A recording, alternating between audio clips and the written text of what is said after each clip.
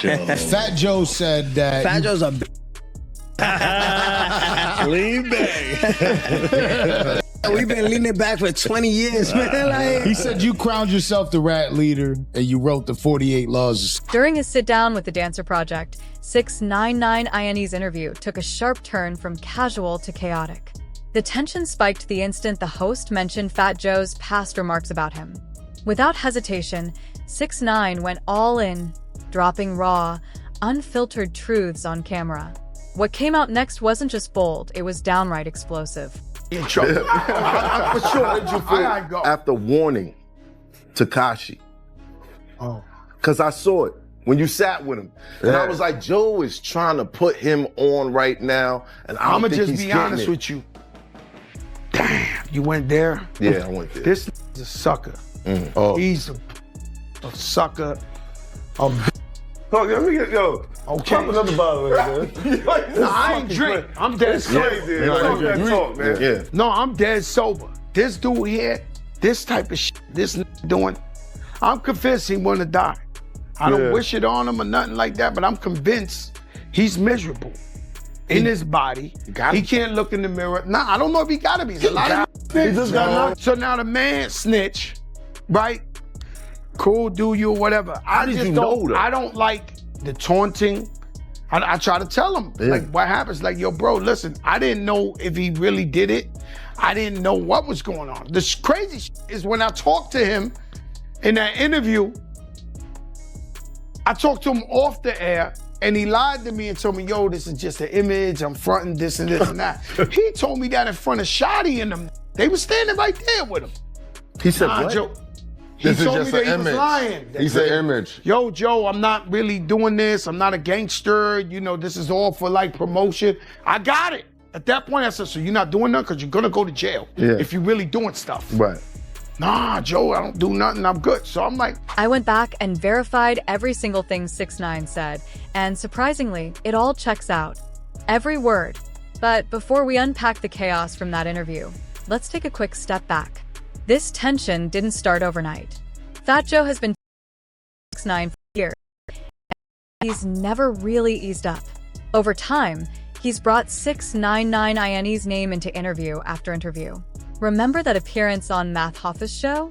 That's the one where Fat Joe went off, throwing heavy insults and flat out disrespecting 6ix9ine. it's the event in hip hop that broke the camel's back. Pause. To make it to where you could snitch. And if you make good music or something, you could still live out here in hip hop. Like, what was the straw that broke the camel's back in hip hop, where we had a code and there is no code no more. There just isn't no code no more. And what do you think is the event that, you know, I remember growing up, even if you was fronting, you wasn't a real gangster, but you was spitting gangster rap shit. You wasn't with the rats like that. Right now, this too many of them. sold out concerts. I don't think you can escape them. They all around. They're like New York City rats. Humans. It's rats everywhere. You know? And everywhere is everything, you know. Too many Fredos, not enough Michaels. That's a fact. You know, some of these guys got to take a boat ride. Just last month, Fat Joe was still throwing shade, like he just can't let it go. Honestly, it's starting to feel like he's got a fixation on the topic. But to be fair, whenever the conversation turns to rats in hip-hop, 6ix9ine's name is always the first to surface. Whether or not you consider someone like Alpo part of the culture, 6ix9ine has arguably become the most notorious snitch the rap game has ever seen. His name alone has come to symbolize betrayal in modern hip-hop. During that viral interview on Math Hoffa's show, Fat Joe didn't just offer criticism. He went all in. He called 6ix9ine an a-hole and a B, minus the slurs, and claimed he was only angry because he had tried to warn 6ix9ine about the RICO case before it all went down. But according to Joe, 6ix9ine brushed him off, and that's what led to his downfall. When the storm finally hit, everything in 6ix9ine's world collapsed almost overnight, and once the dust settled, one thing became obvious. As you grow older, peace starts to outweigh pride. But Fat Joe couldn't seem to stay out of the chaos. Instead of stepping back, he kept diving right back in, throwing shade like he couldn't help himself. You'd think after all that tension he'd chill, but nope, he kept the shots coming.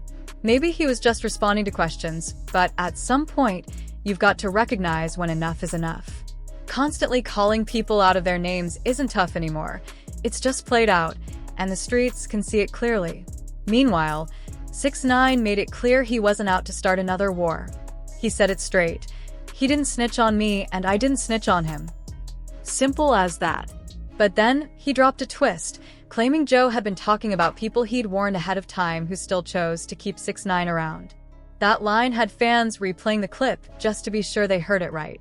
What makes it even more interesting is how Fat Joe has positioned himself as hip-hop's moral gatekeeper, the anti-snitch, anti-rat, loyalty or nothing guy. It's become his whole identity, the hill he's ready to die on. But here's the kicker. Those harsh comments Joe made about 6ix9ine? They're years old. And yet, just last month, he brought the same story back up again, like he's trapped in a loop he can't break. In fact, Joe even told Jadakiss he once stayed up all night thinking about what started what he called the snitching epidemic in hip-hop, literally losing sleep over it. And, of course, he pinned the blame on none other than 6ix9ine. Sammy the Bull has long been known as the most infamous informant on the planet, the original rat. Then came Alpo, another street legend who once had Harlem in a chokehold with his charisma, designer drip, and fearless image. But just like Sammy, he eventually told, and everyone knew it. Then came the day hip-hop faced its own reckoning, the day 6ix9ine took the stand. The whole thing played out like a movie.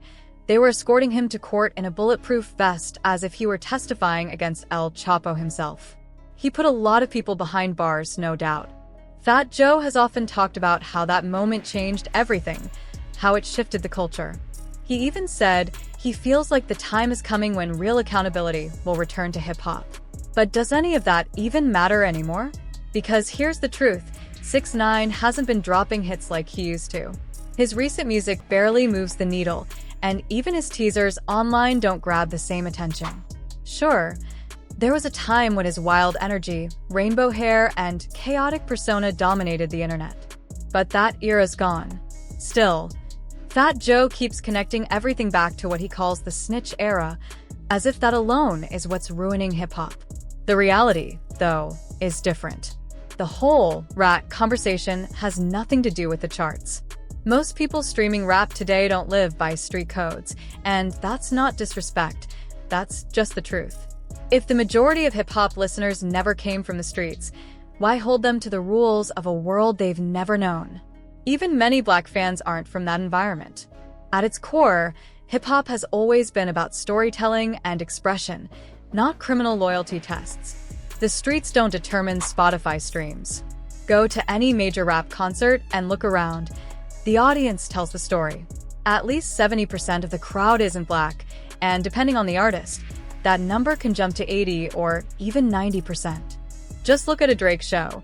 Most of the people screaming every lyric don't come from the life the music talks about, and that's perfectly fine. Music, after all, is supposed to connect people, not divide them by code. Look around at any big rap concert. Most of the fans shouting every lyric from the front row aren't from the block, and that's just reality. It proves that the so-called street code doesn't run hip-hop anymore. The fans do. So, why keep holding rappers to rules that most of their audience doesn't even live by? It doesn't make sense. Still, that's Fat Joe's biggest issue with 6ix9ine. He blames him for breaking the code, and for supposedly ruining what he calls the moral fabric of hip-hop. But when 6ix9ine finally clapped back, he didn't come with anger. He came with strategy. Most people accused of being rats try to deny it, dodge it, or hide from it completely. 6ix9ine did the opposite. He faced it head-on and flipped the entire narrative. Instead of defending himself, he called out the hypocrisy. Fat Joe constantly preaches about integrity, loyalty, and street morals, painting himself as the realest in the room. But 6ix9ine tore that image apart in seconds, basically saying, "How can you talk about honor when you don't even live by the code you preach?" If 6ix9ine crowned himself the rat leader, he said Joe crowned himself the Cap leader. On camera, he mocked him directly, calling him out for being fake. "You're the captain of the Cap? Bro. Nobody believes you. Even your co-host Jay doesn't believe you." Then, just to drive it home, 6ix9ine teased a new track with the line, "I be spitting so much facts, they make jokes to distract." It was a bold move, part diss, part self-awareness, and it proved that no matter how controversial he is, 6ix9ine still knows how to control the narrative. In his next song, 6ix9ine fired back with another sharp line, "Y'all don't like the truth, so you make jokes to distract." It was his way of calling out the lies he claimed people were spreading about him. But then, he dropped a bombshell that nobody saw coming. He brought up Big Pun's son. According to the unwritten rules of the streets, when one of your close friends passes away, you look after their family. You make sure they're good, especially when business and money were involved. That's supposed to be the ultimate act of loyalty. But 6ix9ine accused Fat Joe of breaking that very code when it came to Big Pun's family. He claimed that despite calling Big Pun his brother, Joe didn't take care of his people the way a real one should. That accusation hit hard. The internet exploded, and people started debating whether 6ix9ine was really exposing something or just stirring the pot. He even challenged the Dancer Project to invite Big Pun's son, Chris Rivers, onto the show, daring Fat Joe to face him publicly. When he sees this clip, 6ix9ine said, looking straight into the camera, he's gonna call Chris like, "Yo, don't do that. How much money you need?" The room went dead silent. Because this wasn't just gossip, it was about Big Pun, a certified hip-hop legend. The thought that someone as close as Fat Joe might have turned his back on Pun's family cut deep. 6ix9ine looked into the lens and said, "You talk about morals, but you didn't even take care of your brother's people." That one line flipped the entire conversation on its head. For all the talk about loyalty and street codes, 6ix9ine had pointed out what looked like a massive contradiction. Fat Joe preaching values he might not have lived by. To be fair, Fat Joe has repeatedly denied those claims, insisting he's always shown love and respect for Big Pun's legacy whenever possible. Still, after 6ix9ine's statement, the question lingered in everyone's mind. Was 6ix9ine exposing hypocrisy, or just rewriting history? The long-standing tension between Fat Joe and the family of Big Pun has resurfaced once again, ignited this time by 6ix9ine's explosive accusations. What began years ago as a private financial dispute has become a larger public conversation about loyalty, respect, and the ethics of hip-hop. Fat Joe has always presented himself as a loyal friend and mentor who discovered Big Pun, helped launch his career, and later supported his widow and children after Pun's untimely death in 2000. He has repeatedly claimed that he looked after the family, even saying he gave them $1 million and wrote personal checks to help them survive. Yet, 6ix9ine, the polarizing rapper known for his controversial persona and willingness to challenge anyone, reignited the controversy by accusing Joe of lying, of using loyalty as a marketing image, and of failing Pun's family when they needed him most. What began as a question of money quickly evolved into a deeper moral debate about what loyalty truly means in hip-hop culture. To understand the controversy, one must first revisit the history between Fat Joe and Big Pun. Christopher Big Pun Rios was the first Latino rapper to achieve platinum status, a lyrical powerhouse whose wordplay, flow, and charisma made him one of the most respected MCs of the late 1990s. Fat Joe, already an established Bronx rapper and founder of Terror Squad Entertainment, took Pun under his wing, giving him a platform and co-signing his rise. Their relationship was more than business, it was brotherly. When Pun died suddenly in February 2000 at the age of 28, it devastated Joe personally and professionally. In the years following, Joe became the unofficial spokesman for Pun's legacy, overseeing posthumous releases like Endangered Species and publicly promising to look after Pun's widow, Liza Rios, and their children. For a time, the public believed him, seeing Joe as a loyal mentor who honored his fallen brother's memory. But beneath the surface, legal and financial conflicts were brewing. By 2014, Liza Rios filed a lawsuit against Fat Joe and associated entities, alleging that he had failed to pay royalties owed to Big Pun's estate. The lawsuit claimed that there was an agreement between Joe and Rios to split profits from Pun's catalog after his death, but that payment stopped around 2005. Rios and her attorneys accused Joe of withholding more than $1 million, later saying that expert testimony proved Pun's estate had been underpaid by over $2 million. Joe, for his part, denied all wrongdoing. He said he had indeed supported Pun's family financially and claimed that any royalty issues were due to record label accounting, not personal theft or deceit. He emphasized that the lawsuit was eventually settled and that he never lost a case or was found legally responsible for any missing money. Nevertheless, the settlement did not reveal its terms, leaving the public to speculate about what really happened. In the absence of transparency, the issue remained unresolved in the court of public opinion. Years later, the controversy was reignited when 6ix9ine decided to take aim at Fat Joe in 2025. 6ix9ine has a complicated relationship with the hip-hop community. After testifying against members of his former gang, he was branded a rat, and his career became defined by that stigma. However, he has since tried to flip that narrative, portraying himself as honest about his actions while accusing others of hypocrisy. In this case, he accused Fat Joe of being a cap leader, meaning someone who lies for image, and challenged him to bring Big Pun's son onto his podcast to reveal the truth. He framed the issue not just as a financial matter, but as a moral one. How could Fat Joe talk about loyalty and brotherhood when he allegedly abandoned the family of the man who helped him become a legend? 6ix9ine's statements were provocative, but they tapped into an emotional undercurrent that had never fully gone away. Fans began revisiting old interviews, royalty statements, and court documents, reigniting debates about whether Joe's public image matched his private actions. At its core, this controversy is about more than money. It represents the collision of business, legacy, and ethics in hip-hop. The first layer is financial. Royalties and publishing rights in music are notoriously complex, and when an artist dies, those issues become even more tangled. Big Pun's estate has long claimed that they never received the full royalties due from his posthumous releases. Fat Joe their legal obligations, personally given substantial financial help.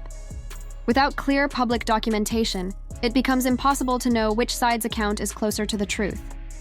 The 2016 settlement between Joe and Rios ended the legal battle, but not the moral one, because settlements often resolve disputes without requiring anyone to admit fault. As a result, the ambiguity lingers, and each side continues to frame the story in its own favor.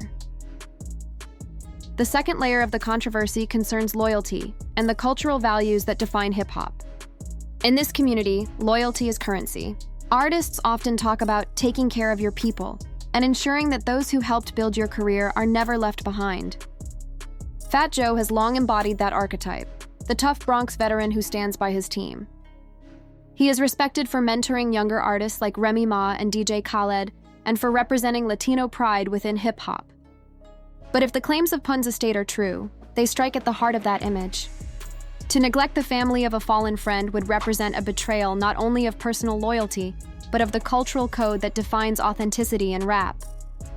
Conversely, if Joe truly did give as much as he says and continued to support the family, then his integrity remains intact, and the accusations against him are unjust. The truth may lie somewhere between those extremes, but perception is often more powerful than proof in shaping reputation.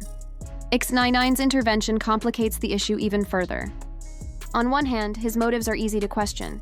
He thrives on controversy and has made a career out of public feuds. On the other hand, his accusations resonate because they force uncomfortable questions about how hip-hop defines realness. By calling out Fat Joe, 6ix9ine is holding a mirror to the culture itself.